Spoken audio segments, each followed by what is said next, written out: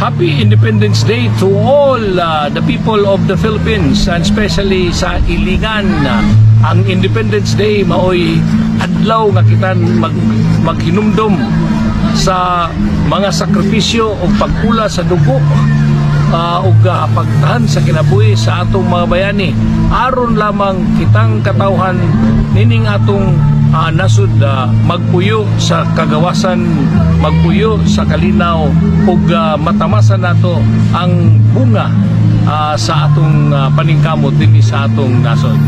So atong hinumuduman ug atong sundon ang mga sakripisyo nga gihatag sa atong mga katigulangan aron kita makaangkon nining atong gitawag og kagawasan ug demokrasya. Happy Independence Day to all Iliganons and to all the people in the Philippines, the Filipinos, and God bless this country.